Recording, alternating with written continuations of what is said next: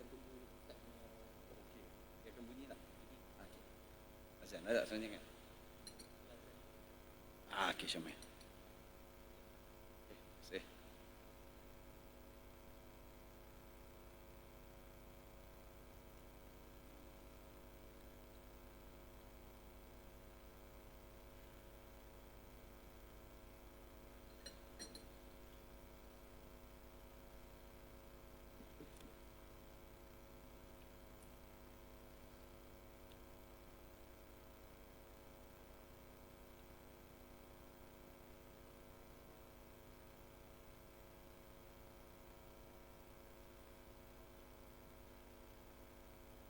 Bismillahirrahmanirrahim. Alhamdulillah Rabbil Alamin. Wassalatu wassalamu ala Rasulil Amin wa ala alihi wa sahbihi ajma'in. Amma ba'. Assalamualaikum warahmatullahi wabarakatuh. Alhamdulillah tuan-tuan dan puan-puan, syukur kita hadirat Allah Subhanahu wa taala dengan limpah dan kurnia-Nya dapat kita bertemu pada malam ini.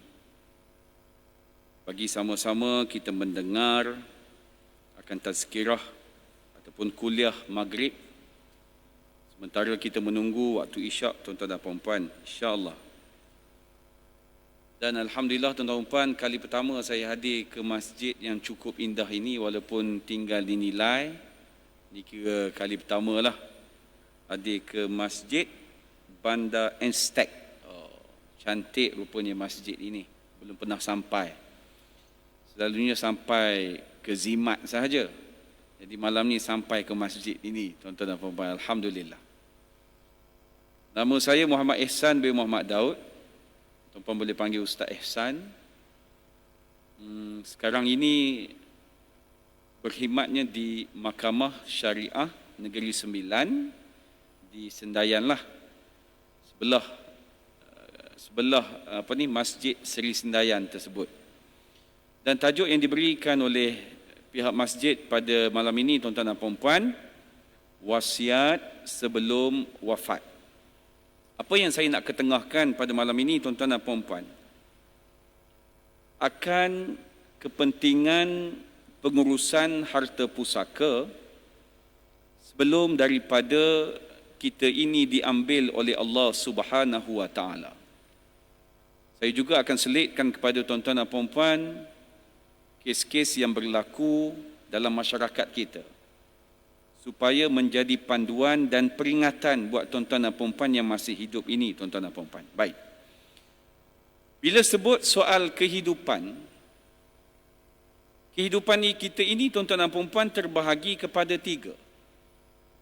Yang pertamanya, di saat kita mencari harta.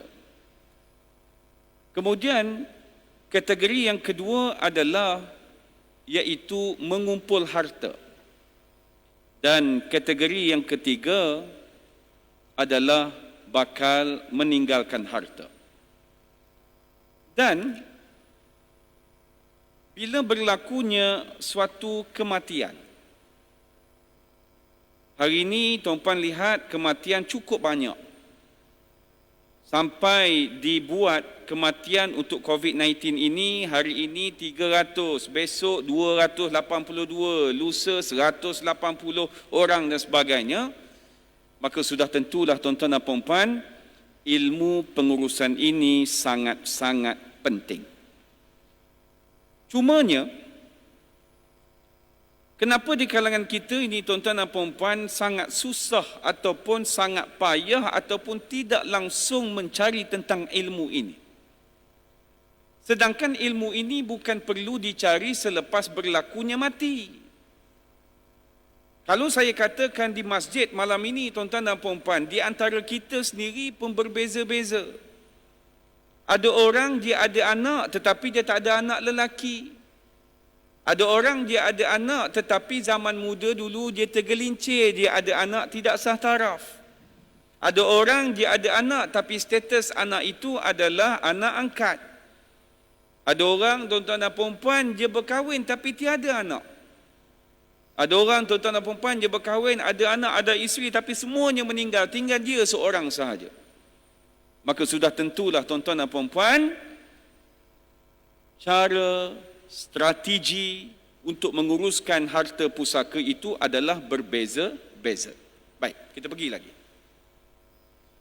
Maka pada ketika ini tuan-tuan dan puan,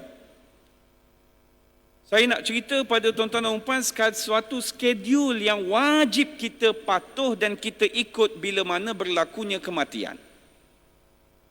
Jangan ingat bila berlaku saja kematian kita terus lompat kepada faraid. Salah. Nombor satu, bila mana berlaku sahaja kematian, perkara pertama yang mesti diuruskan adalah hal pengkebumian si mati. Tuan-tuan dan puan, alhamdulillah ada khairat kematian. Orang yang tak ada bagaimana?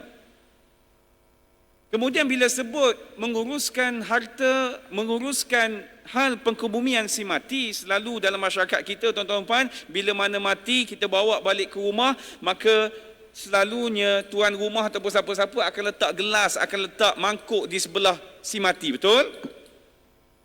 Orang yang datang itu akan meletak duit tersebut. Duit tersebut statusnya apa? Duit tersebut timbul selepas si mati ini mati, bukan sebelum dia mati. Adakah jadi milik si mati? Jawapannya tidak. Sebab itu saya nak tegur juga kadang-kadang tuan-tuan dan puan, bila mana berlaku sahaja kematian, mesti jelas kepada siapa kita nak berikan sumbangan itu.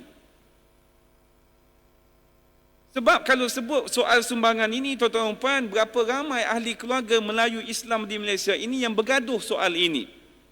Diberikan kepada nenek, nenek tak beri pada menantunya yang anak dia mati. Dia kata, tak, orang bagi kat aku, jadi milik aku. Pula dah. Maka tuan-puan kena tahu, yang pertama mestilah soal pengkebumian si mati. Kalau ada khairat, selesai. Kalau tuan-puan ada anak yang cerdik, mati sahaja tuan-tuan dan puan-puan, dia akan pergi ke ATM, dia akan keluarkan 2,000, 3,000, dia nak prepare, dia nak spend untuk settlekan jenazah ayah dia ini. Tetapi kalau tuan-puan dapat anak yang tak apa nak cerdik, aku tengok hang, hang tengok aku tak tahu nak buat apa, ini yang jadi masalah. Maka di saat si mati ini memerlukan kos untuk pengkebumian dia, tak ada seorang pun yang nak keluarkan duit, maka boleh diambil daripada harta peninggalan dia. Sebab itu kadang-kadang kita setuju juga orang zaman dulu, kalau dia dah tua, dia bagi tahu dah, kalau aku mati duit bawah bantal ni, kalau aku mati duit bawah katil ni. Maka preparation untuk kos berkaitan dengan pengkebumian, jika tak ada orang yang keluarkan, maka boleh diambil daripada duit si mati, kerana hak si mati untuk dikebumikan. Selesai isu yang pertama. Andai katalah jiran kita kata nak ambil 1,000, kita ambil tak ada nak tanya je, 1,000 ni untuk apa? Dia kata untuk pengkebumian. Habis kebumi kena tanya balik jiran tadi, yang abang bagi 1,000 tadi pinjam ke abang memang nak hadiah pada kami? Kalau dia kata pinjam, maka menjadi hutang, kena bayar balik. Sebab itu bila kita kumpulkan dana kepada ahli waris si mati ini, kena jelas. Okey, pejabat kita nak buat kutipan derma kilat, kita nak beri kepada anak-anak si mati. Maka tulis siap-siap, sebab di antara kita berbeza-beza. Tuan Haji barangkali pergi ke tempat kematian nak beri pada isterinya, tak nak bagi pada anak. Tuan Haji barangkali nak beri kepada nenek dia, tak nak beri pada ayah dia. Jadi mesti jelas dalam bab itu. Kenapa? Saya tak nak lagi berlaku isu orang derma, orang sedekah jadi berbalah sesama sendiri. Baik. Setelah dikebumikan si mati, tuan-tuan dan puan-puan, nombor 2 adalah perlu diselesaikan hutang piutang si mati. Hutang piutang si mati ni tuan-tuan dan puan-puan adalah tanggungjawab siapa untuk selesaikan? Jawapannya adalah ambil daripada duit si mati. Bukan anak-anak ke Ustaz? Tak. Anak-anak wajib untuk membayar hutang ayahnya ataupun ibunya ini adalah disebabkan perkara-perkara tertentu sahaja. Contoh, ayah ini meninggal dan meninggalkan hutangnya, iaitu dia makan. Ataupun dia meninggal, hutangnya adalah pakaiannya. Dia beli tak sempat bayar sebagai contoh. Maka anak-anak ini wajib untuk membayar. Kenapa? Sebab anak-anak wajib untuk menafkahi ibu dan ayah mereka. Oh, ayah saya masuk saham ada hutang. No, anak-anak tidak terbeban dengan hutang tersebut. Sebab itu, bila nak berhutang, lebih baik berhutang dengan bank, jangan berhutang orang. Sebab bank dia ada sistem takafulnya, betul. Mati saja nanti dia akan cover balik. Berhutang orang, jangan main-main tuan-tuan dan puan-puan. Tapi kadang-kadang yang buat saya sakit hati tuan-tuan dan puan-puan, bila mana si mati ini meninggal, ada pula tukang tazkirah kepada tukang pemberi hutang. Dia kata halal lah hutang, dia dah mati dah pun. Tuan-puan sedap cakap suruh halal, yang hutangnya 30,000, dia nak boleh dapat 30,000 10 tahun je simpan tuan-tuan dan puan-puan. Maka bila mana si mati ini berhutang, dia datang menuntut, maka kena selesaikanlah. Terpulang pada dia, dia nak halalkan ataupun tidak, sebab itu adalah hak dia. Tapi ada juga yang lebih pandai daripada kita, dia pergi tazkirah pula. Kena, wajib ni, halalkan. Jangan tuan-tuan dan puan-puan, kena semak dulu harta yang ditinggalkan oleh si mati dan selesai dahulu isu hutang ini. Jadi bab hutang jangan dimain-mainkan tuan-tuan dan puan-puan. Kalaulah tuan-puan tanya saya dalam bab hutang ini tuan-tuan dan puan-puan, cukup takut. Kerana kalau bab hutang ini tuan-tuan, kita berhutang dengan manusia. Berhutang dengan manusia, mestilah kita ini selesaikan dengan manusia dulu tuan-tuan dan puan-puan. Berhutang dengan Allah, kita gagal untuk menggantikan solat, kita gagal untuk menggantikan puasa, itu kita dengan Allah Subhanahu wa taala. Tapi bila mana kita berhutang dengan manusia ini tuan-tuan dan puan-puan, maka cukup takut. Tuan-tuan pernah baca ataupun tidak hadis yang berkaitan dengan bila mana si mati ini berhutang dengan manusia? Maka digambarkan tuan-tuan dan puan-puan, bila mana matinya ini, dia tak tahu ending dia di mana. Masih di awang-awangan.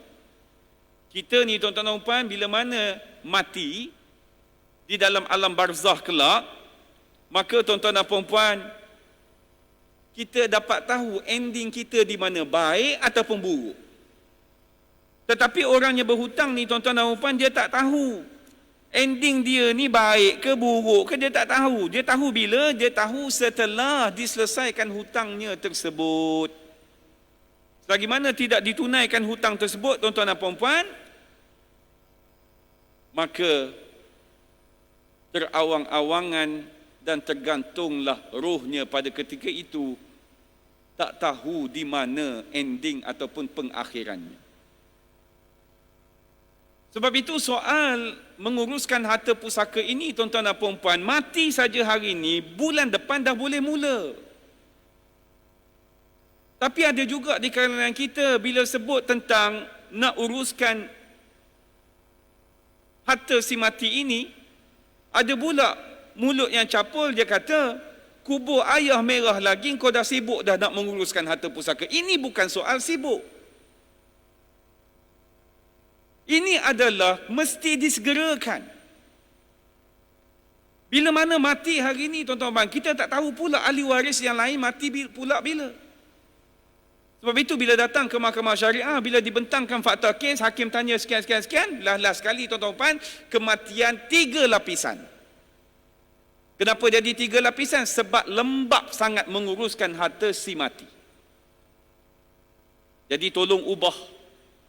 Mati hari ini, minggu depan dah boleh buat mesyuarat untuk uruskan harta si mati.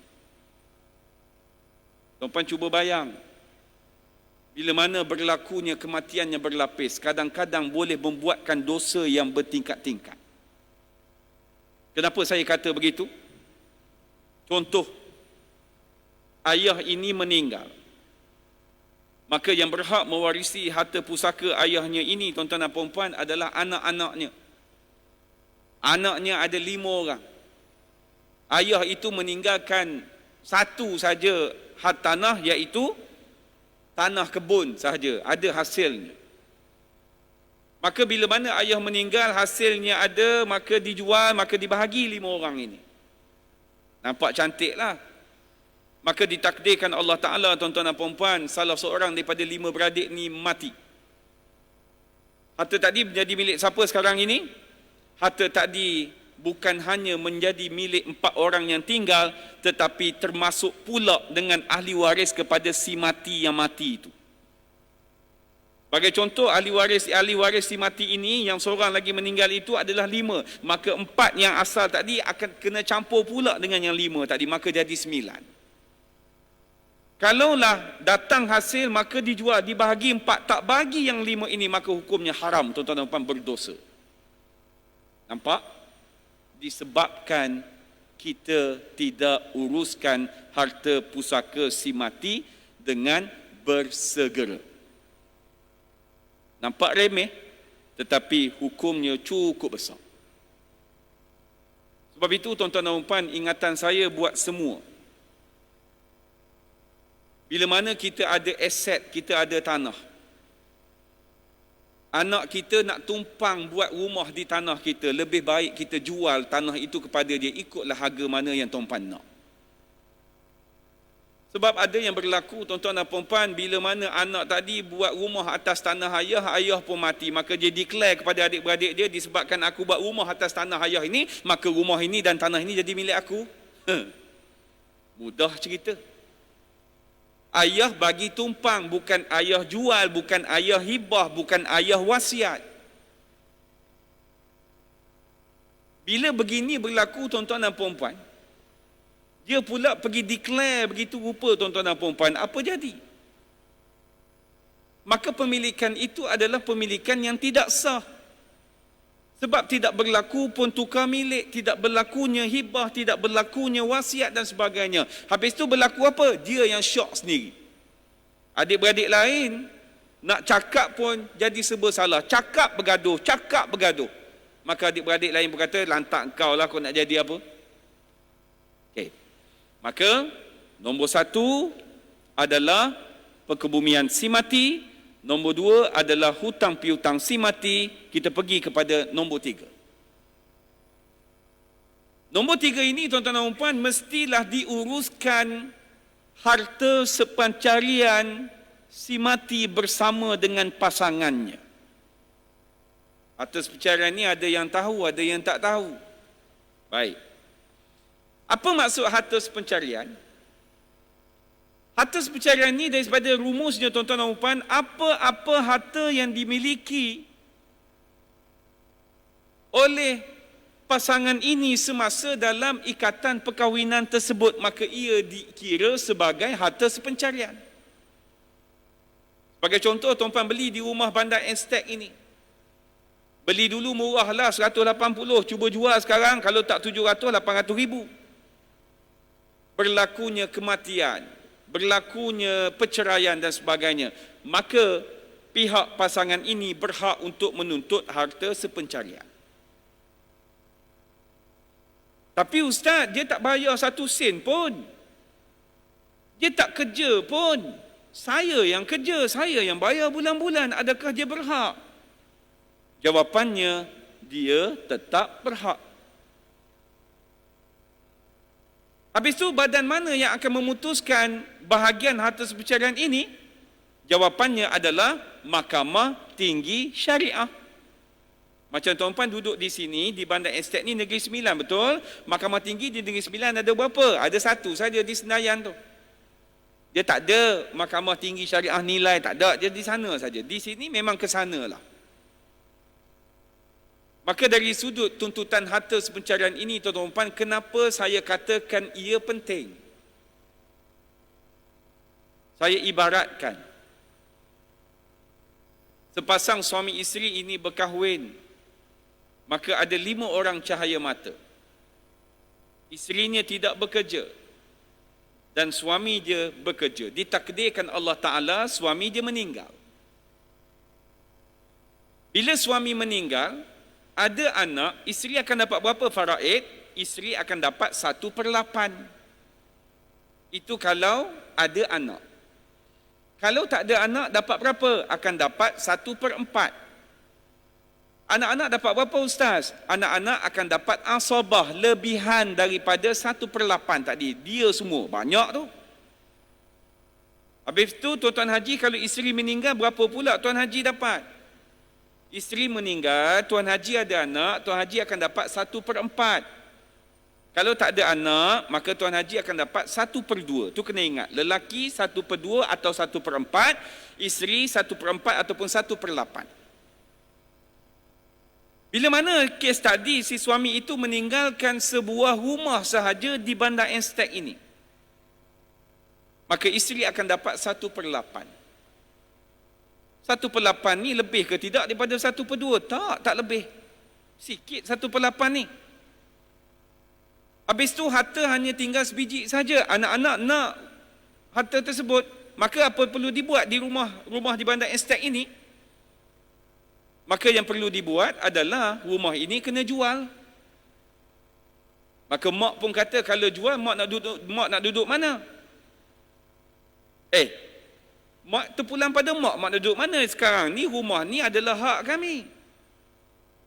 Mak nak rumah ni? Nak, mak bayar bahagian kami. Totally semua sekali rumah 700,000, bahagian kami 500, bayar sekarang. Pernah tak terjadi suami mati, anak-anak halau mak daripada rumah? Ada kan? Sebab itu balik nanti, cuba tengok muka anak-anak masing-masing. Cuba tengok Abang Long, boleh harap ke tidak Abang Long? Oh, Abang Long boleh harap. Cuba tengok Abang Ngah boleh harap, tapi bini dia tak apa nak boleh harap. Contoh. Maka keadaan-keadaan ini, tuan-tuan dan puan, akan berlaku. Dan mungkin akan berlaku. Ada tak dah berlaku sekarang? Ada. Okey. Maka bila mana si isteri ini dapat 1/8, maka dia nak dapat lebih. Maka dibolehkan dia untuk menuntut harta sepencarian daripada rumah tersebut. Maka dia filekan permohonan tuntutan harta sepencarian di Mahkamah Tinggi Syariah. Dia akan jadi pihak plaintiff dan anak-anak akan jadi pihak defendant. Maka dia akan bentangkan fakta kes tentang sumbangannya kepada aset hak tanah tersebut. Sebagai contoh, Mahkamah Isytihar dia dapat 50%.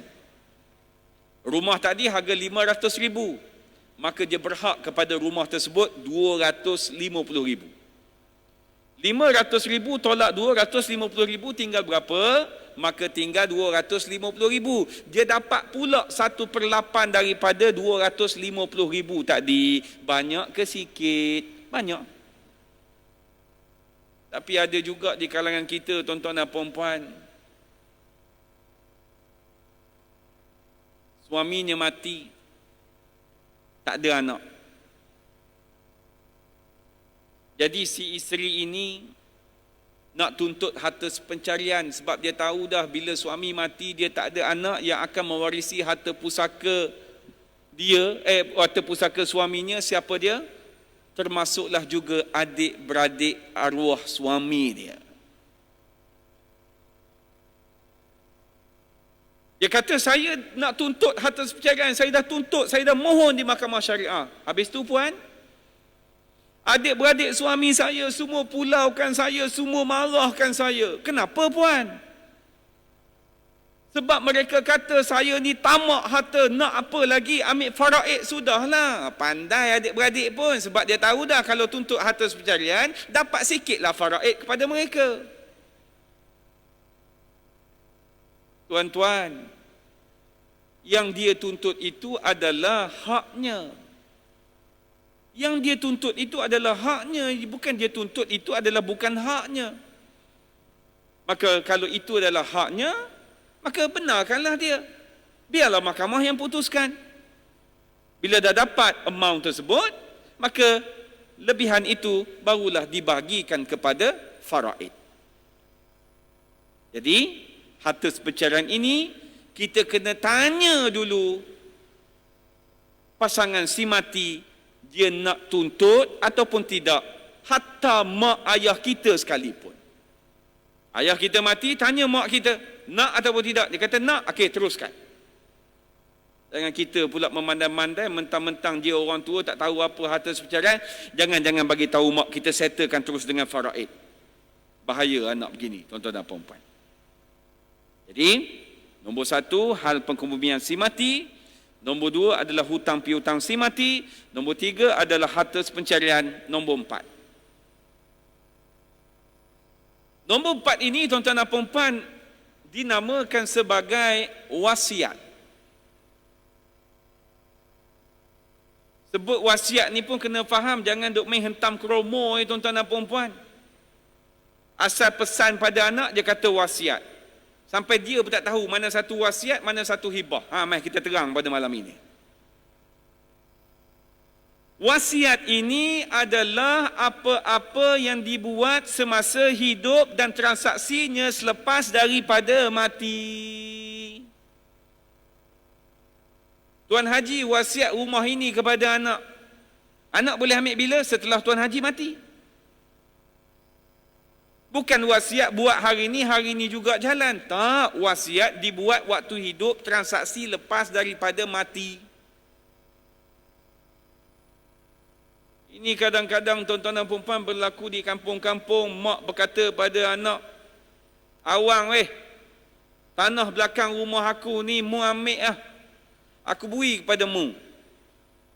Tapi esok hasil-hasil ni mu bagi lah sama rata mu adik-beradik. Pula dah. Mula-mula dia kata suruh bagi. Kemudian bagi pada anak dia seorang ni. Kemudian dia pesan pula hasil nanti bahagi sama rata. Mana satu ni tuan-tuan? Nak bagi ke tak nak bagi? Bila beri pada anak, maka jadi milik dia lah. Kenapa pula kita nak arahkan dia pula tuan-tuan dan puan nak suruh bagi sama rata? Ini sama juga bagi kes yang mana mak ayah ini berpesan pada anak-anak dia. Dia pesan macam mana? Dia kata kalau ayah mati nanti kena bahagi sama rata ya harta ayah. Tuan-tuan dan puan-puan, bila mana kita mati, tak ada dah milik kita tuan-tuan dan puan-puan. Saya ulang sekali lagi, bila mana kita mati, tak akan ada dah yang dinamakan milik kita. Habis tu milik kita mana? Yang ada dalam poket tuan-tuan haji, puan-puan hajah, yang ada RM10, RM20, tu milik tuan-tuan haji, puan-puan hajah. Sebab itu kalau nak sedekah, sedekah sekarang. Ni duk main sedekah lepas aku mati, korang ambil duit aku, korang sedekah. Tak ada dah. Itu dah dikira lain, dah jadi milik orang lain. Malam ini saya ada jam, saya ada cincin, saya ada kereta, songkok kopiah saya, jubah saya. Bila mana saya mati, yang saya nyatakan tadi yang ada di badan saya bukan milik saya dah, iaitu milik ahli waris saya. Ini ramai orang tertipu tuan-tuan dan puan-puan dengan hal dunia. Kita cari duit bukan main kan? Kita cari duit bukan main, kita simpan setiap bulan. Lepas cari lagi, lepas labur lagi, lepas labur lagi, sampai tidak ingat apakah harta yang aku nak gunakan manfaat untuk aku bertemu dengan Allah Subhanahu wa ta'ala. Para sahabat di zaman baginda Nabi SAW, tuan-tuan dan puan-puan, dia ada yang kaya dan ada yang miskin. Sama-sama ahli ibadah. Tetapi golongan yang kaya ini ada satu kelebihan. Mereka menggunakan kekayaan mereka untuk bertemu dengan Allah Subhanahu wa ta'ala. Sebab itu, tuan-tuan dan puan-puan, benda yang paling hebat sekali didikan kepada anak-anak adalah ilmu. Bila kita berikan ilmu yang betul kepada anak-anak, tuan-tuan dah tak payah risau tentang kehidupan mereka. Mereka sendiri yang akan survive diri mereka. Bila mana tuan-tuan telah meninggal, tuan-tuan tak payah risau dah tentang diri tuan-tuan sebab akan dikirimnya doa anak yang soleh ini kepada tuan-tuan disebabkan ilmu yang diberikan tadi. Tetapi hari ini tuan-tuan dan puan, berapa ramai ibu ayah yang menangis disebabkan anak dapat result SPM yang tak bagus. Dia dah berhabis ribu dah bayar tuition. Tetapi tidak ramai yang menangis kerana apa? Anak tidak mampu membaca Al-Quran. Perkara paling sedih tuan-tuan dan puan bila mana berlakunya kematian yang tuan-tuan dan puan pun perasan, saya pun perasan. Dibawanya jenazah di hadapan ini. Tuan Imam selalu ambil mic kan, dia kata apa? Ada tak ahli waris kat sini? Ada, angkat tangan. Siapa? Anak. Sila jadi imam untuk ayah. Tok Imam Tok Imam. Cuba tuan-tuan dan puan-puan balik di rumah nanti, cuba test tengok anak-anak. Aku nak tanya engkau ni, solat jenazah berapa kali takbir? Balik nanti cuba tanya. Cuba tengok jawapan apa yang keluar. Barangkali dia sebut 10. Barangkali dia sebut 5. Solat sunat jenazah bukan susah pun. Allahu Akbar. Baca apa? Fatihah. Allahu Akbar. Selawat atas Nabi. Allahu Akbar. Allahumma firlahu warhamhu wa'afihi wa'afu anhu. Lelaki, perempuan. Allahumma firlaha warhamha wa'afiha wa'afu anha. Allahu Akbar. Bagi salam. Selesai. Saya tak reti doa ke bahasa Arab. Doa bukan suruh bahasa Arab. Bahasa Melayu. Boleh juga. Lagi hebat bacaannya. Ya Allah, ya Tuhanku, ampunilah dosa ibu aku, ya Allah. Amin. Belah belakang. Tok Imam, ya Allah, ya Tuhanku, ampunilah dosa jenazah ini. Beza tak jenazah ini dengan ibu aku? Lain.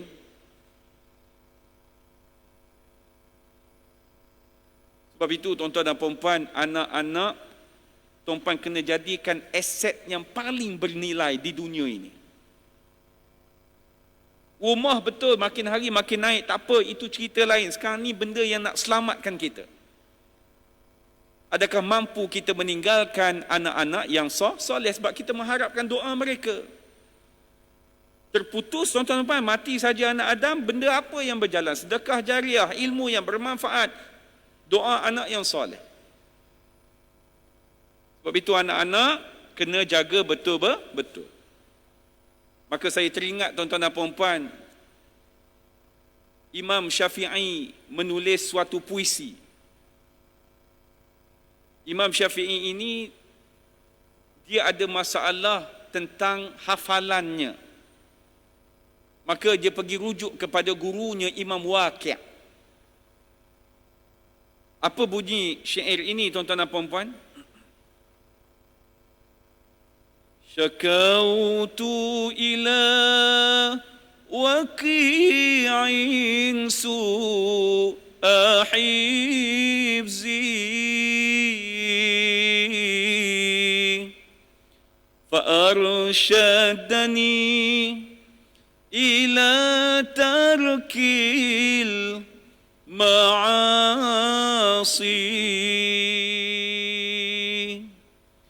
وأخبرني بأن العلم نور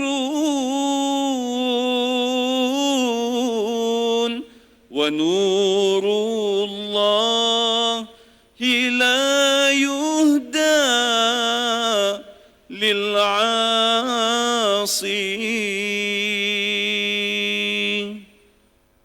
Imam Syafi'i bertanya pada gurunya Imam Waqi' tentang hafalannya tak berapa nak cantik. Maka Imam Waqi' berkata kepada Imam Syafi'i, hendaklah kamu ini meninggalkan maksiat. Ilmu Allah Subhanahu wa ta'ala ini ibarat cahaya. maka cahaya ini sama sekali tidak akan melekat kepada si pelaku maksiat. Sebab itu yang jadi susah.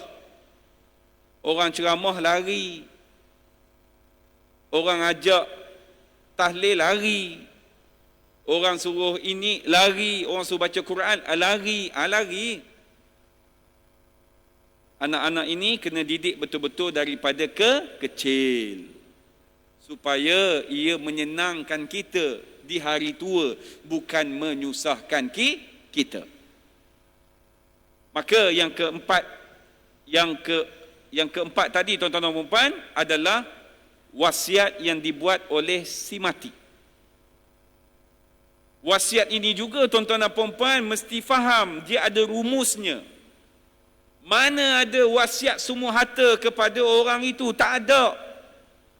Wasiat ini tuan-tuan kena faham rumusnya adalah, ini pun nak betulkan juga ni, 1/3 daripada keseluruhan harta si mati. Itu sahaja yang layak.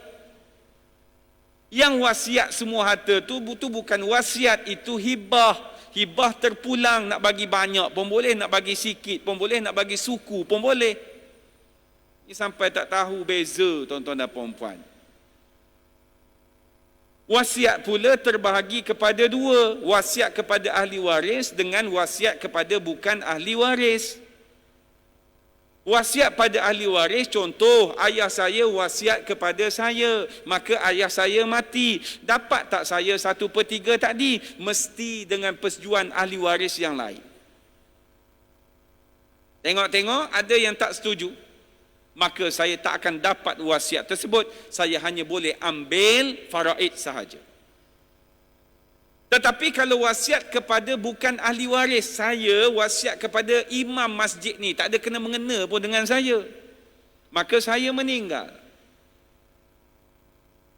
boleh tak imam ini dapat 1/3 daripada harta saya? Boleh, walaupun anak bini saya tak setuju dengan wasiat tersebut.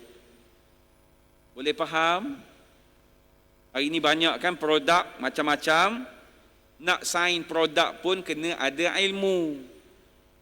Ni bila datang orang suruh nak promote produk dia, duk cerita tentang kematian, mati, ramai orang yang kita pun takut, kita pun ambil. Sebab tu nak terima kena belajar dahulu supaya dapat pengesahan betul ke tidak. Yang tukang promote pun kena ada ilmu jugalah, jangan duk main hentam kromo begitu. Ni tulis di Facebook nak lakukan dia punya produk, dia cerita faraid susah, yang dia senang, dia pelekeh pula faraid. Ini macam-macam yang berlaku. Dah masuk isyak. Silakan Tuan Bilal untuk azan. Kemudian kita sambung sikit lagi.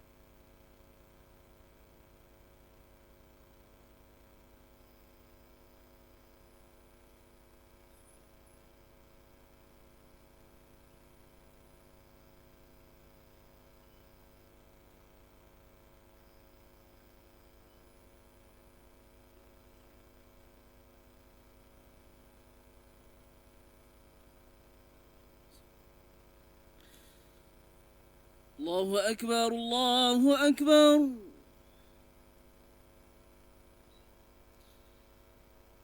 الله أكبر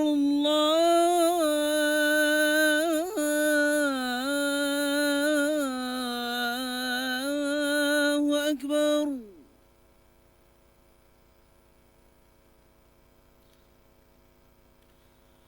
أشهد أن لا إله إلا الله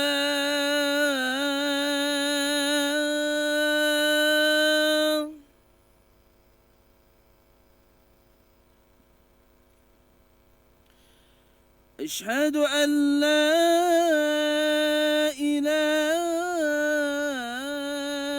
إلا الله.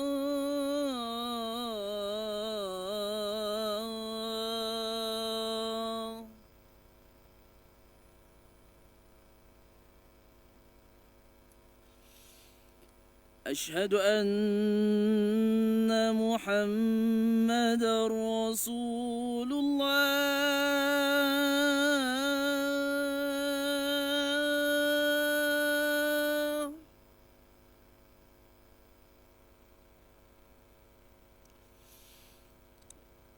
أشهد أن محمد رسول الله.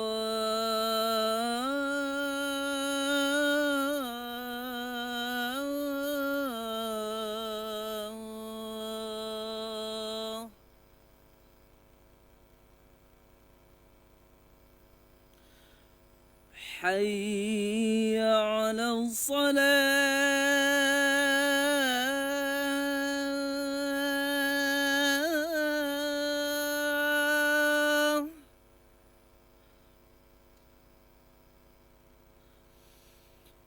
حي على الصلاة.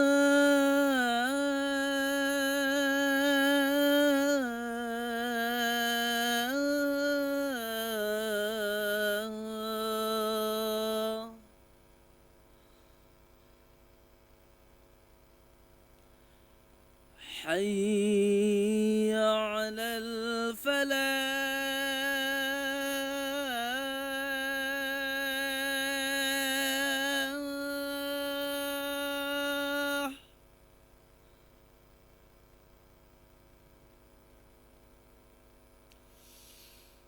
حي على الفلاح.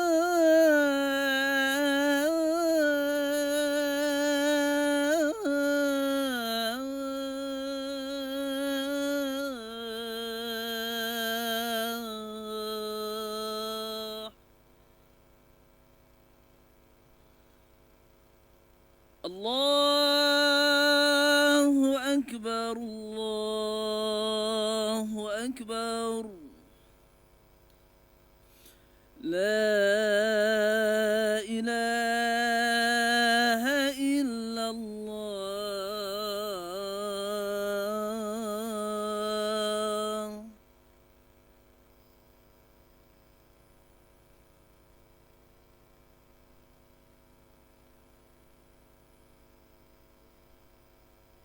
Sting.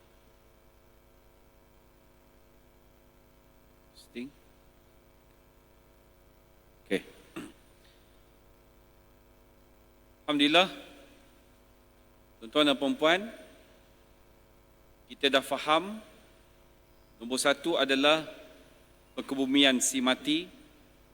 Nombor dua adalah hutang piutang si mati. Nombor tiga adalah harta sepencarian. Nombor empat adalah wasiat yang dibuat oleh si mati. Dan yang terakhir, tuan-tuan dan puan-puan, setelah dilihat 1, 2, 3, 4 ini selesai, maka kita beralih kepada pembahagian mengikut faraid. Bila sebut pembahagian mengikut faraid ini, tuan-tuan dan puan-puan, kadang-kadang jadi isu juga. Ada yang nak bahagi sama rata, ada yang tak nak bahagi sama rata. Tak ada masalah dalam bab ini. Tetapi siapakah yang menerangkan kepada ahli waris tentang pembahagian tersebut?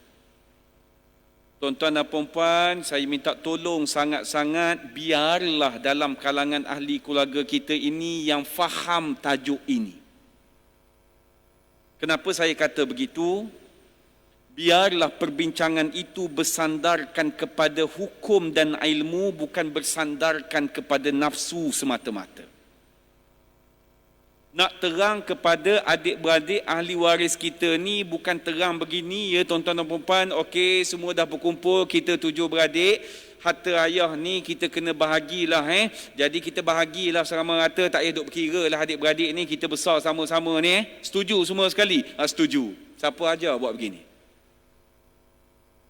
Nak bahagi faraid ni tuan-tuan dan puan, paling tidak kita buat proposal ni. adanya PowerPoint, adanya catatan. Harta ayah 1 juta, Abang Long dapat banyak ni, Abang Ngah dapat banyak ni, Acik dapat banyak ni, perempuan dapat banyak ni. Kenapa saya sikit? Sebab 2 nisbah 1, anak lelaki 2 bahagian, anak perempuan 1 bahagian. Tulis di whiteboard.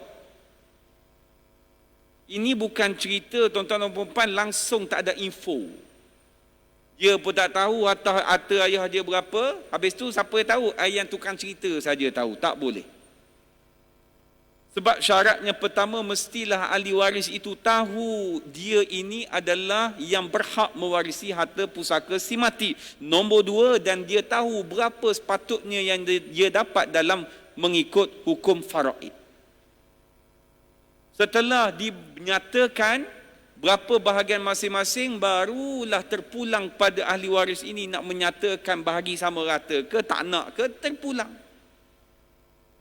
Tapi jangan kita pula, tuan-tuan dan puan-puan, kita pula jadi tukang atur. Kita kata kena bahagi sama rata. Siapa yang suruh paksa bahagi sama rata? Dalam bab ini tidak ada paksaan. Sebagai contoh, ada 5 beradik, 4 setuju bagi sama rata, seorang tak setuju. Adakah yang tak setuju ni berdosa? Mana ada berdosa? Itu haknya. Dia nak bersetuju ataupun tidak, terpulang pada dia. Kita pula dah pergi cakap pada dia, kenapa kau tak setuju? Kau memang anak derhaka kau ni pula dah. Nampak? Nampak permainan di situ. Yang saya cerita inilah yang duk tanya saya. Saya sebenarnya ustaz tak puas hati Abang Long nak bahagi sama rata. Dah kenapa Haji tak cakap masa majlis tu? Kan saya cakap kan malu pula, nampak saya tamak pula dah. Ini cakap tak serba bikin tuan-tuan dan puan-puan. Tahu tak? Manusia biasa tuan-tuan dan puan-puan. Kalau aku kaya, aku buat masjid ni 3 tingkat. Kalau aku kaya, dia bagi tahu jemaah. Pap, Allah Ta'ala bagi dia kaya. Jemaah kata mana 3 tingkat?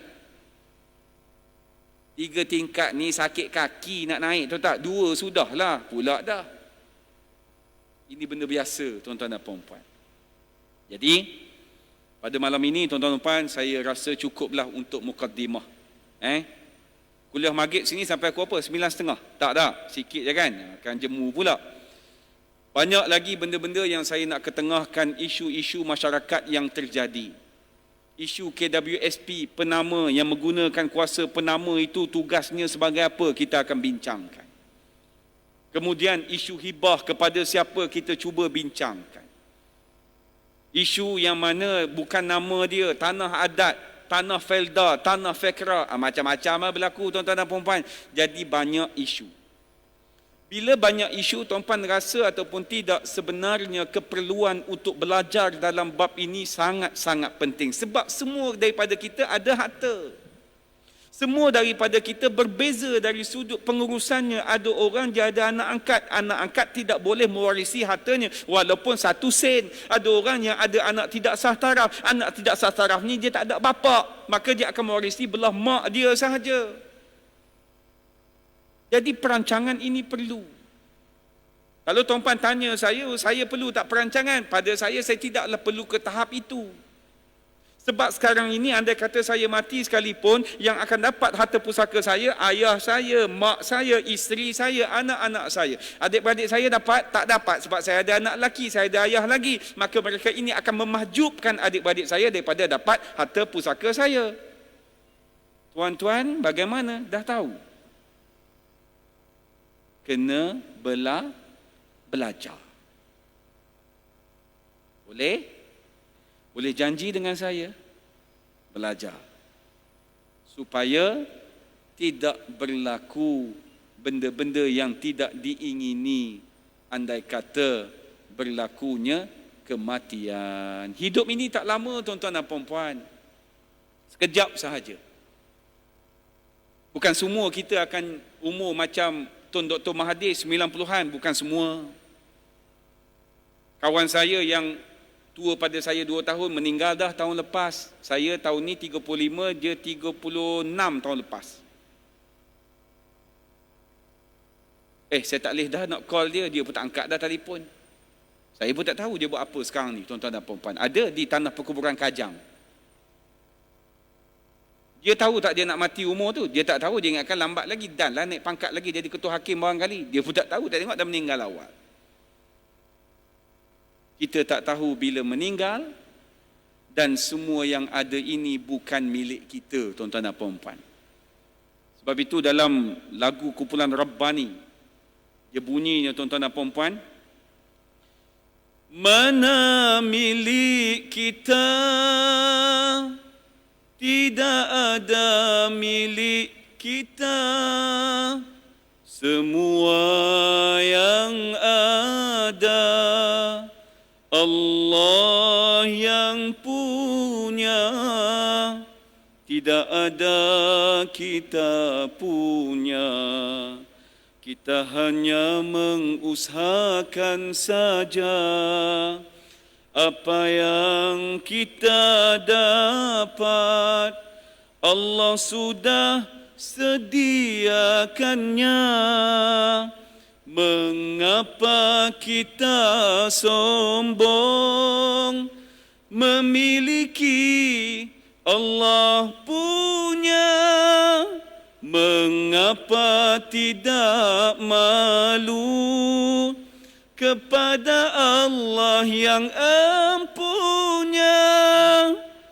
Patut bersyukur kepada Allah yang memberi segalanya. Malulah kepada Allah kerana milik Ia punya. Sekian saja pertemuan kita pada malam ini. Wabillahi taufiq wa hidayah. Wassalamualaikum warahmatullahi wabarakatuh. Bismillahirrahmanirrahim. Alhamdulillahi rabbil alamin. Wassalatu wassalamu ala rasulil amin. Wa ala alihi wa sahbihi ajma'in. Allahumma fir lana zunubana wa liwalidina ولجميع المسلمين والمسلمات والمعلمين والمعلمات والمجاهدين والمجاهدات الأحياء منهم والأموات برحمتك يا أرحم الراحمين. اللهم اجعلنا من الناجحين والفائزين في امتحان في الدنيا والآخرة. ربنا هب لنا من أزواجنا وذرياتنا قرة أعين واجعلنا للمتقين إماما. بسم الله الذي لا يضر مع اسمه شيء في الأرض ولا في السماء وهو السميع العليم. ربنا عليك توكلنا وإليك أنبنا وإليك المصير. ربنا آتنا في الدنيا حسنة وفي الآخرة حسنة وقنا عذاب النار وقنا عذاب النار وقنا عذاب النار. وصلى الله على سيدنا محمد وعلى آله وصحبه وسلم والحمد لله رب العالمين.